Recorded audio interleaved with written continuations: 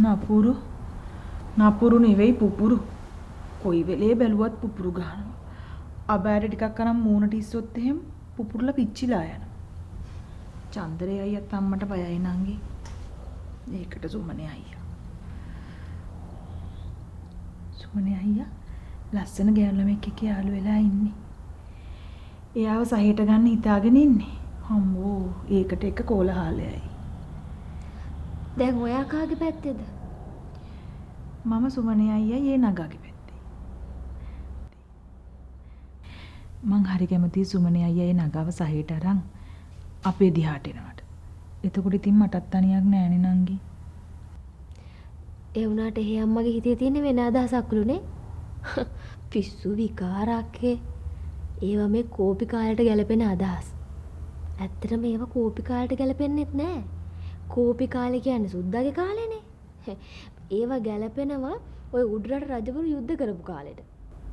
මොකද ඉතින් එක සහෝදරයෙක් යුද්ධෙට ගියාම ගෙවල් පැත්ත බලන්න තව කෙනෙක් ඕන වුණාලුනේ. අනේ මන් දන්නේ. අපිට නම් කාටවත් ඕනේ නෑ මේ විදිහට ජීවත් වෙන්න. පොඩි නිලේ මාමයි නැන්දයි වුණත් ඕවට කැමති නෑ. හැබැයි ඉතින් ඒ දෙන්නත් ඔය සුමනේ යාළුලා ඉන්නේ නගාට කැමති නෑ. ඒ ළමයා හරි දුප්පත්ලු නංගි. ඒ ළමයාගේ අයියයි කරන්නේ ගොවිතැන් වැඩ. ඔය මේ අංගම් පොරද මොනවද එහෙම ඒව වගේක් උගන්වනවා. සුමනේ අයියත් ඒව ඉගෙන ගන්න ගිහින් තමයි. ඔය පොරේ අල්ලන්නේ නේ. අනේ මම නම් හරි කැමතියි අක්කේ. දෙන්නෙක් යාළු වෙනවට යාළු වෙලා පවුල් කරනවට. ඔය පේදාස සිරසේන මහත්තයාගේ ජයතිස්ස සහ රොසලින් නවකතාවෙත් තියෙනවා. දෙන්නෙක් යාළු වෙනවා කියලා. ගෙවල් ඇතුලේ හිටිය අපි ඉතින් කායික යාළු වෙන්නද නේ. අක්කේ මේ පොඩි නිලමේ මාමයි නැන්දයි ආවේ මොකක් හරි උමනාවකටද? නිකන් නෙවෙයි. වික්‍රමපාල අයියව හම්බ වෙන්නත් එක්ක කියලා ඊයරේ අප්පච්චිත් එක්ක කියනවා මට ඇහුණා. වික්‍රමපාල අයියා ආව දවසේ ඉඳන් මෙහෙනේ හිටියේ. ඒතර පිංජාමිගේ මල සමයන් වැඩ හින්දා එයා පන්සලට උනානේ. කාලෙකින් ඒ අයියව දැක්කෙත් නෑ. එයා මේ දවස්වල ඉස්කෝලේට ළමයි එකතු කරන්න මහන්සි වෙනවා. ළමයි ටිකක් වැඩි වුණොත් මටත් පුළුවන් ගුරුවරියක් විදියට වැඩ කරන්න. මං අක්කට කිරේක අරන් එන්න.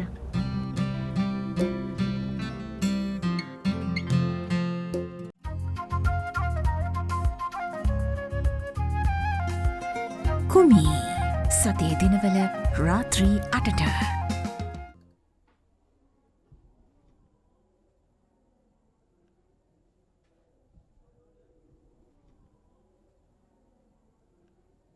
අපරාධ වික්‍රමපාල ඉස්කෝලේ දාලා මෙහාට ආවේ. සම්ප්‍රදායික ඉස්කෝලේ උගන්නලා කතානුගතික එක්කෙනාට වඩා හොඳයි. ළමයි දෙතුන් දෙනෙකුට හරි කමන්නේ අලුත් ඉස්කෝලයක් පටන් අරගෙන මට ඕන විදියට උගන්නනවා. ළමයි 3-4 දෙනෙකුට උගන්නන එක කාලේ අපතියාවමක් නෙමෙයිද? කුඩා බීජයක් තමයි කවදා හරි මහ ගහක් වෙන්නේ. කුඩා පාරක් තමයි කවදා හරි මහ පාරක් වෙන්නේ.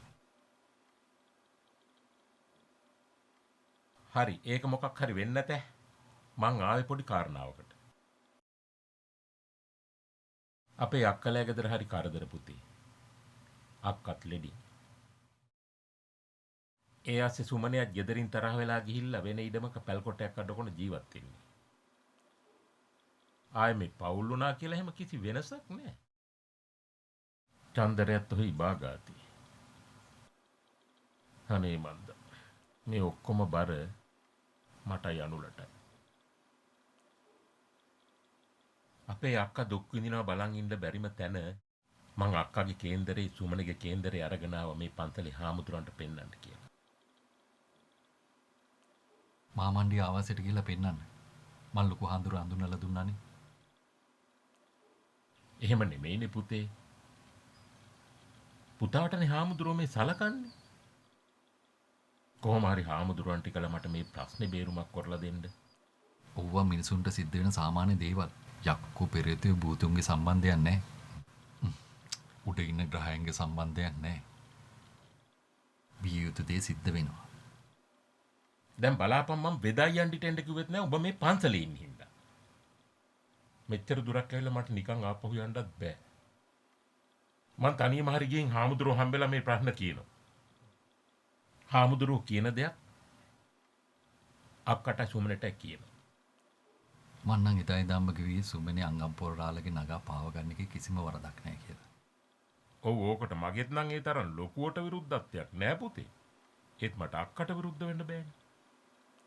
ඔතන තියෙන සමාජ මට්ටම් අතර ගැටණයක්නේ. අපි හැමෝම එක සමාන නෑ කියන එකනේ. නමුත් බලන්න අපි පන්සලට ගියම අපි හැමෝම බිම ඉඳගෙන බනහන්නේ නැද්ද? බස් එකේ යනකොට එක ළඟින් ඉඳගෙන යන්නේ නැද්ද? ඇයි මේ කසාදිට විතර පන්ති බේද? මට නම් මේ රටේ හැමෝම සහෝදර සහෝදරියෝ විතරයි. පුතේ මේ ඒ උඹටනේ. මේ හැබේ තියෙන මගේ අක්කට.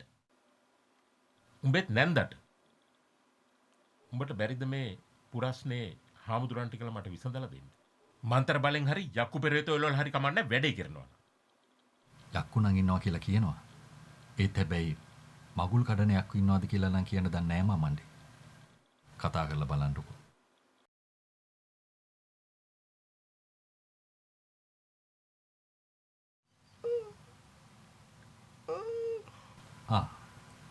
අපි තමයි බොම්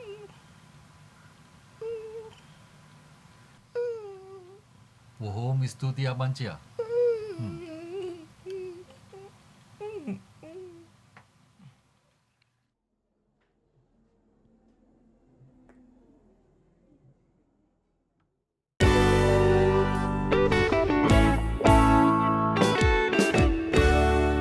No parking. සතියේ දිනවල රාත්‍රී 9:30ට.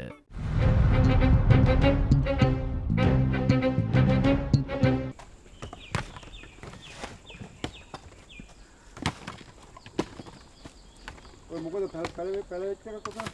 ඉතින් හරියට දාන්න.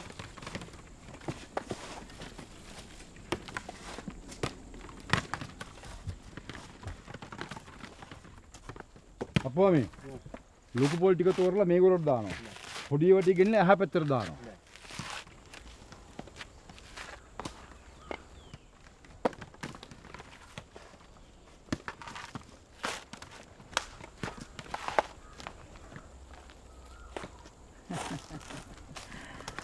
ආම්දුරනේ වලව්වට ගියාට පස්සේ දැනගන්න ලැබුණා අපේ රටේ මහත්තයා හාමුදුරුවෝ පොල් වත්තට ආවා කියලා. මං හිතන්නේ මේ පොල් මෙහෙන් කොළඹට ගෙනහිල්ලා නැව්වල පටෝල පිටරට අරිනවා ඇති නේද? එහෙම වෙන්නේ නැති. දැන් බලන්නකෝ හාමුදුරුවනේ තේ රබර් පොල් යන වර්ග තුනලු නැව්වලින් වැඩි හරියක් පටවගෙන යන්නේ. ඒ වගේද මේ වත්තේ පොල් වලට නම් සිලිම් පැන්ස වලින් නෙමෙයි පවුම් වලින්ම ගෙවනවා ඇති. මොකෝ නම්බර් 1 පොල් නෙමෙයි. ආපු කාරණාව එහෙමයි හාමුදුරුවනේ. ගලේ පන්සලේ ඉස්කෝලෙට ළමයි නෑ කියලා කණ්ඩායමක් හැදිලා ගෙවල් ගානේ ගිහිල්ලා ළමයිව හොයනවා. නීති ප්‍රකාරව ඒක කරන්න පුළුවන්ද අපේ හාමුදුරුවනේ? පුළුවන්. එහෙම කරන එකත් හොඳයි. වසමේ ආරච්චිල හැටියට මටත් පාසල වෙනුවෙන් මොන හරි රාජකාරියක් කරන්න තියෙනවද හාමුදුරුවනේ? ආරච්චිල ඉස්කෝලේ වැඩ කටයුතු වලට විරුද්ධ වෙන්න අපිට බැහැනේ. ඇයි හාමුදුරුවනේ එහෙම කියන්නේ? හාමුදුරුවන්ටවත් විශේෂ ආරාධනාවක් නැතුවනේ මේ පාසල පටන් ගත්තේ. තමුන් වහන්සේ නැතුව මේ කෝරළේ උත්සවයක් තිබ්බ පළවෙනි වතාව මේ. පළවෙනි වතාව. අපිට ආරාධනා කරන්න තරම් ලොකු උත්සවයක් තිබුණේ නැහැනේ ආරච්චිල. හැබැයි මමත් බලාපොරොත්තු වුණා මටත් ආරාධනාවක් ලැබෙයි කියලා. ගමේ පොල් කනන ගෙදරට ගිහිල්ලත් සහෝදරයා කියලා කතා කරන මේ ඉස්කෝලයාගෙන් වෙන්න යන නස්පැත්තිය ඉක්මනට නතර කර ගත්තොත් හොඳයි අපේ හාමුදුරුවනේ. සරුව ජන ඡන්දය කියන එක ආවහම මන්ත්‍රණ සභාවට යන්න බලාගෙන වැඩ කරන ගොයියෙද්ද කොහෙදයි ওই මිනිහා. හොඳයි බලමුකෝ මොකද්ද මිනිහා නටන්න හදන නාඩගම කියලා. එහෙමයි හාමුදුරුවනේ. රාජකාරියක් තියෙනවා පවරන්න. තමුන්ට. එහෙමයි.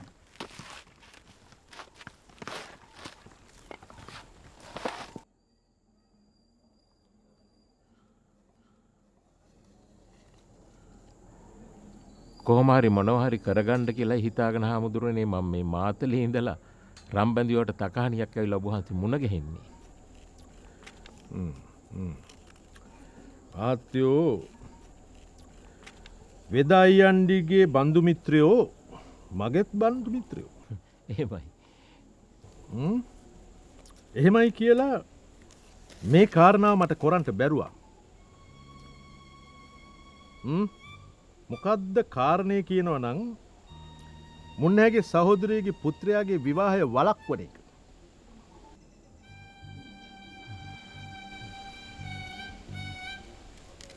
මට මහත්තයෝ යම් බලයක් තියෙනවා. ඒ බලය මම පවුල් කඩාකප්පල් කරන්න පවුල් වෙන් කරන්න පාවිච්චි කරන්නේ නෑ. පවුල් රකින්න පවුල් ආරක්ෂා කරන්න පවුල් දියුණු කරන්න මගේ බලය මම පාවිච්චි කරනවා අපේ මහත්තයෝ. මේ කාරණාවට අමුතුවෙන් බලයක් ඕනේ නෑ අපේ මහත්තයෝ. ඒ තරුණයාගේ කේන්දරයේ හැටියට මේ විවාහය සිද්ධ වෙන එක හොඳ. ඒ තරුණයා තමන්ගේ මෑණියන්ට දැඩි ලෙස ආදරය කරන තරුණෙක්. එහෙමයි.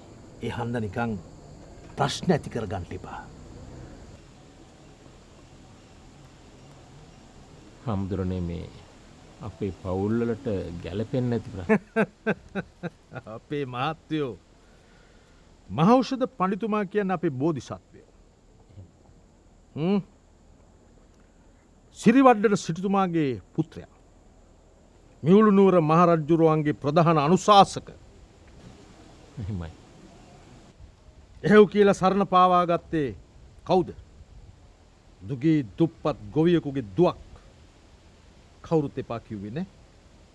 කවුරුවත් කඩාකප්පල් කළෙත් නෑ අපේ මහත්තයෝ. එහෙමයි අපේ හාමුදුරනේ. මේ ඥාති පුත්‍රයාගේ කේන්දරයේ හැටියට ඒ තරුණයාගේ කැමැත්තට ඉඩ දීලා මේ විවාහයට ආශිර්වාදය කරන එක වැඩිහිටියන්ගේ යුතුයකමක් සහ වගකීමක් අපේ මහත්තයෝ. හාමුදුරනේ එතකොට අපේ අක්කා මම මුලින්ම කිව්වනේ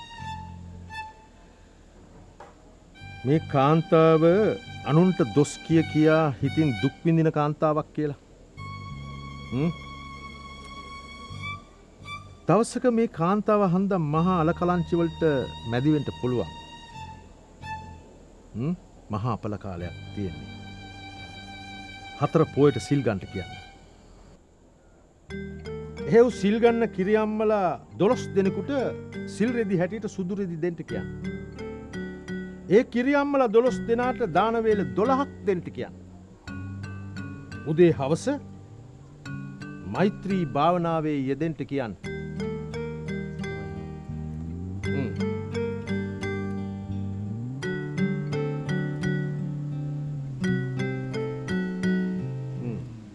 සුවපත්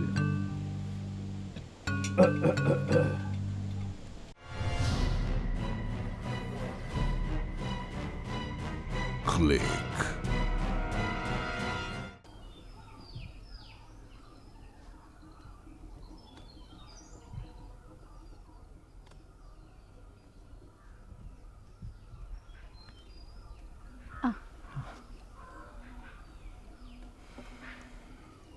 මේ කල්පනා කළේ අපේ අයියගේ වැඩ ගැන.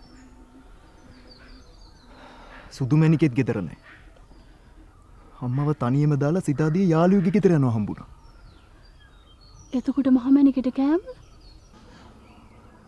සුදුමැණිකේ තියාගන්න පුළුවන් කෑම උයලා පිහලා ගිහිල්ලා තිබුණේ. හැබැයි අත වෙද්දි ඒවත් ඉවර ඇති. අම්මා නම් උයාගෙන කන්නේ. අම්මා බඩගින්න ඉති මං කොහොමද කන්නේ? මොනවා කිව්වත් කළත් ඒ මගේ අම්මා. සුමනේ අප්පු දුක් වෙන්න එපා. කරන්න ඕන දෙයක් තියෙනවා නම් කියන්න. මං කරන්න. අම්මා බඩගින්න ඉති මට බත් කන්න බෑ. ඔන්න ඔය කෙහෙල් ලගිස්සක් කපලා රත් කළා කොතලා දෙන්න. මං අම්මට ගෙනින් දීලා එන්න. මේ බෙදලාගෙන ආපු බත් ටික සුමනේ අප්පු කන්න. ගේ ඇතුළේ තව බතුයි වෑංජනයි තියෙනවා. මම බෙදලා දෙන්න. එතකොට අංගන් අයියන්ඩිටයි සතේටයි මදි වුණොත් ඉතින් හාල් දෙමිටක් රත් කරගන්න එකනේ තියෙන්නේ.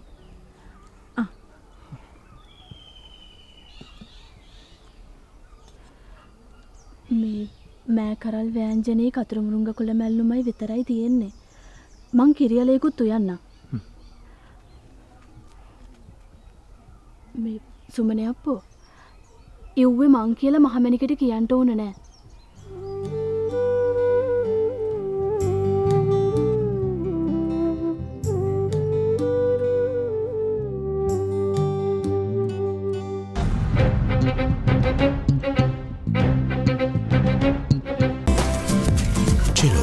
යහකුණේ රටටම ඔව් ඔව් මං උයපු එකක් තමා. අම්ම බත් කාලා හිටින්නකෝ.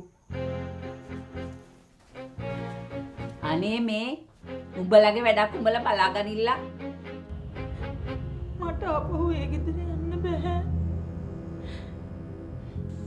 දැන් අපේ මහත්තයා ඉස්කෝලට ගෑනු ළමයි දෙනෙක් අපි පාඨශාලාචාර්යනයක් සේවයට ගත්තොත් මොකද?